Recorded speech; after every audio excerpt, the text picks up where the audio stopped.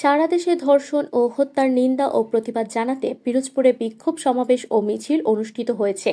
স্থানীয় কলেজের শিক্ষার্থীরা এই প্রতিবাদ কর্মসূচিতে অংশগ্রহণ করে সামাজিক সচেতনতার পাশাপাশি নিরাপত্তার দাবিতে আওয়াজ তোলেন। গত কয়েকদিনে মাগুরা সহ দেশজুড়ে নারী ও শিশুদের প্রতি নৃশংসতা ও হত্যা সংঘটিত হয়েছে। এখনো পরিস্থিতিতে নারী ও শিশু ধর্ষণ অভিযুক্তদের দৃষ্টান্তমূলক শাস্তির দাবি সোমবার সকাল 11টায় পিরোজপুর কেন্দ্রীয় শহীদ মিনার থেকে বিক্ষোভ মিছিল শুরু হয়ে পুরাতন বাস স্ট্যান্ডে গিয়ে শেষ হয়। সেখানে ছাত্র প্রতিনিধিরা তাদের ক্ষোভ ও দাবি পেশ করেন। বিক্ষোভ সমাবেশে বক্তৃতায় শিক্ষার্থী মোনালিসা বলেন, আজকের এই প্রতিবাদ কর্মসূচি শুধুমাত্র পিরোজপুরের জন্য নয়, বরং সারা দেশের সকল নারীর নিরাপত্তার দাবি। আমরা চাই ধর্ষণের মতো নিকৃষ্ট অপরাধের বিরুদ্ধে কঠোর ব্যবস্থা নেওয়া হোক। সাধারণ শিক্ষার্থীদের মধ্য থেকে আফরোজা তুলি বলেন, আমাদের কথা সহজ, হয় ধর্ষকদের ফাঁসি দিন, নয়তো আমাদের হাতে ধর্ষকদের ছেড়ে দিন, আর তা না পারলে আপনারা ক্ষমতা ছেড়ে দিন।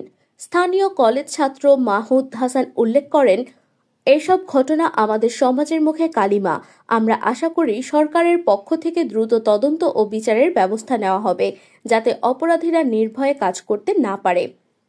শিক্ষার্থী জান্নাত রোশনি বলেন, মাগুরার একটি ছোট্ট শিশু আসিয়াকে ধর্ষণের ঘটনা আমাদের সমাজের জন্য লজ্জাজনক। আসিয়া আমাদের সকলের ছোট বোন। সেই ছোট্ট আসিয়াকে তারই নিকট আত্মীয়রা নরপশুর মতন ধর্ষণ ও নির্যাতন করেছে। আমরা এই ধর্ষকের দৃষ্টান্তমূলক শাস্তি চাই, যাতে পরবর্তীতে আর কেউ ধর্ষণের সাহস না করে।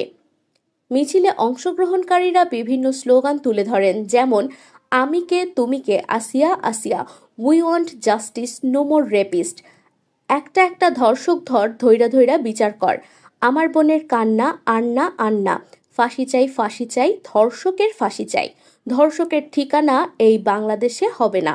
স্লোগানে মুখরিত হয় পিরোজপুরের চারিপাশ। যতদিন পর্যন্ত ধর্ষকদের দৃষ্টান্তমূলক শাস্তি না হয়, ততদিন রাজপথে থাকার অঙ্গীকার ব্যক্ত করেন। এদিনের প্রতিবাদ কর্মসূচি স্থানীয় প্রশাসনের কাছে একটি গুরুত্বপূর্ণ বার্তা পৌঁছে দিতে সক্ষম হয়েছেন যে ধর্ষণ ও হত্যার বিরুদ্ধে জনগণের মধ্যে সচেতনতা সৃষ্টি হচ্ছে। শিক্ষার্থীরা ভবিষ্যতের জন্য একত্র হয়ে কাজ করার দৃঢ় অঙ্গীকার পুনর্ব্যক্ত করেছেন।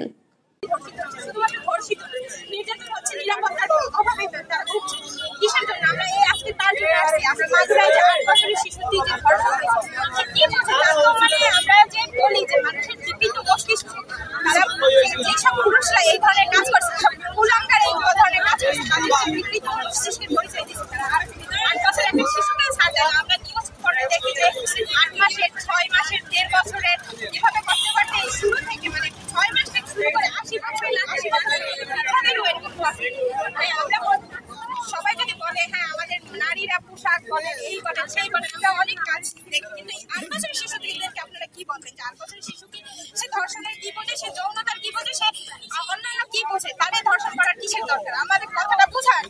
আমাদের দাবি একটাই যে 8 বছরের শিশু সে আজকে মৃত্যুর সাথে পাঞ্জা লড়ছে, সবাই এই ভিডিওটা দেখছে, সে কিভাবে কাতরাচ্ছে, আমরা সেই বিচারের দাবি দিয়ে আমরা আসছি। আজকে আমরা দাঁড়িয়েছি ধর্ষণের বিরুদ্ধে বিচারের জন্য। মাগুরায় আসিয়ার ধর্ষণের পর 8 বছরের শিশু আসিয়া ধর্ষণের পর সারা বাংলাদেশের জনগণ ক্ষিপ্ত। আমরা চাচ্ছি যে যত দ্রুত সম্ভব আসিয়ার ধর্ষণের বিচার হোক, আর যতদিনে বিচার হবে ততদিন পর্যন্ত আমরা মাঠে থাকবো। ছাত্র জনতা এবং জনগণ, সাধারণ জনগণ সবাই মাঠে থাকবে। এখানে কাউকে শুভেচ্ছা বা স্বাগতম দিতে আসিনি।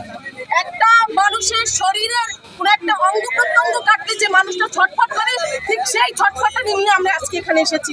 আমাদের আসিয়া, এর আগে আপনারা জানেন যে তরু হত্যা, নুসরাতকে পুড়িয়ে মারে, এগুলো কিন্তু পরপর ঘটে এসেছে, এবং সেই জায়গা থেকে আমরা যখন প্রতিবাদ করেও করতে পারিনি, কিন্তু আজকে আমাদের এই মুখ ফাটা কান্না আমরা ঘরে রাখতে পারিনি। আমরা চলে এসেছি রাজপথে। আমাদের এই পদক্ষেপ, আমাদের এই বিক্ষোভ, আমাদের এই যত আন্দোলন সব মানতে হবে, এটা হচ্ছে কথা। একটা মানুষ, একটা শিশু যে একটি দেশে সুগঠিত নারী হওয়ার আগে যাকে ধর্ষণ করা হয়, ধর্ষিত করা হয়, সেই দেশ আমরা চাই না। সেই ধর্ষকদের হাত পুড়িয়ে দেওয়া হোক। আমরা মনে প্রাণে বিশ্বাস করি আমরা বাংলাদেশে স্বাধীন নারী হিসেবে, স্বাধীন শিশু হিসেবে, একজন স্বাধীন নাগরিক হিসেবে বাঁচবো, এবং এটা আমাদের দাবি। এবং এই দাবিতে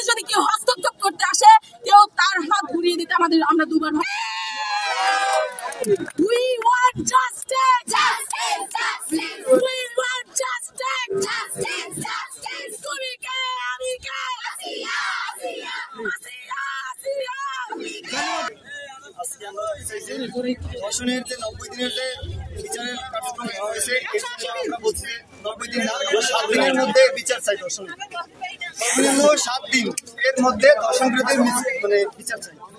পরিস্থিতি এবং প্রেক্ষাপট কিরকম দর্শক সামনে এবং যারা ভিকটিম সবকিছুর সামনে আমরা সবকিছু জানি বুঝি, তারপরও তাদের বিচার করার জন্য যদি এত সময়ের আসলে দরকার হয়, তাহলে আসলে বাংলাদেশের আইন ব্যবস্থা ভঙ্গুর এবং এদেরকে এর দায় স্বীকার করতে হবে। বাংলাদেশের সরকার, বাংলাদেশের ল অফ অ্যাটর্নি যদি এর দায়ভার না নিতে পারে, দর্শকদেরকে আমাদের হাতে হ্যান্ড হবে, আমরা লাগলে আইন হাতে তুলে নেব, তারপরে তাদেরকে শাস্তি তাদেরকে দেওয়া হবে।